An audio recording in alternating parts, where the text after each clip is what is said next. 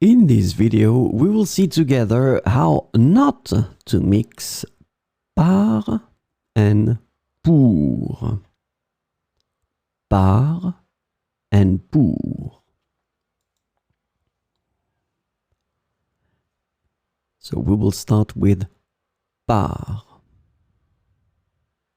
So par can be used to connect to the way or to express the way or the means.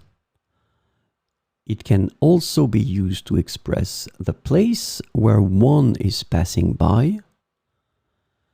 It can be used to express the unit. And then it can be used to express the passive voice. So the way, the means, the place where one is passing by, the unit, and in the passive voice. Let's start with the way, the means. And here is the example.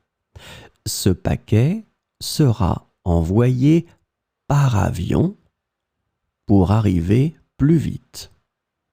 Ce paquet sera envoyé par avion pour arriver plus vite. So it's quite clear that in that case, par is introducing the way or the means. Now, the place where one is passing by.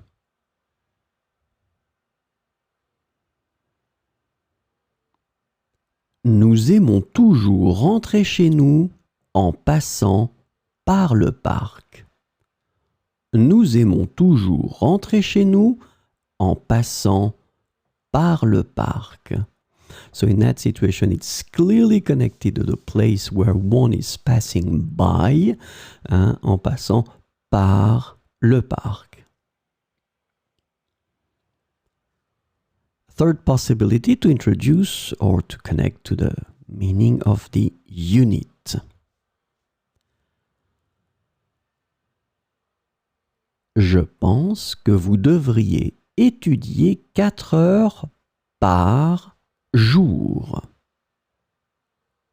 Je pense que vous devriez étudier 4 heures par jour. So in that case, it's really connected to jour. So par jour. And jour in that case is the unit. And so the last use, but it's actually quite important, is the passive voice. If you don't really know what is the passive voice, I definitely advise you to have a look at the video I made just to understand, well, what it means and then the construction, because they are quite precise.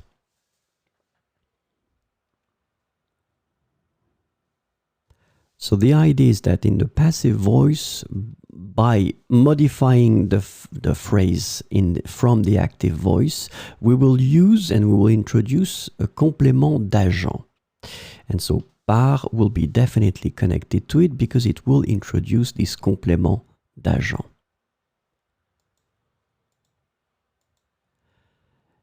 Il a été invité par son patron. Il a été invité par son patron.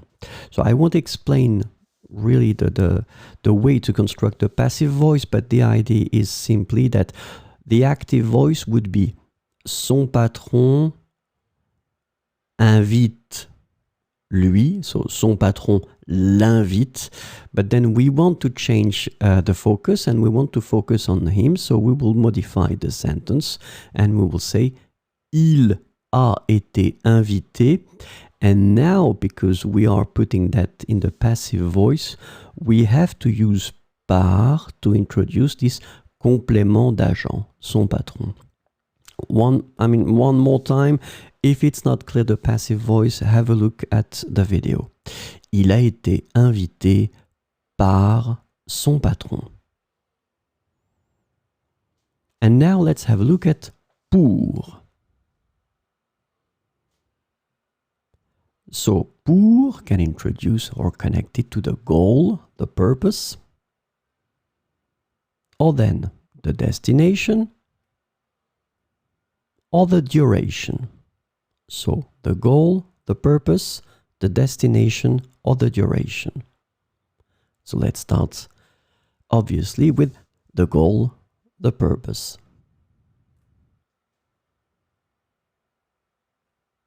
And here is the example. Elle est passée pour me rendre mes livres. Elle est passée pour me rendre mes livres. So as you can see in that situation, pour is clearly introducing the goal and the purpose. Me rendre mes livres. That's the purpose of the visit. Elle est passée pour me rendre mes livres. So now, the destination.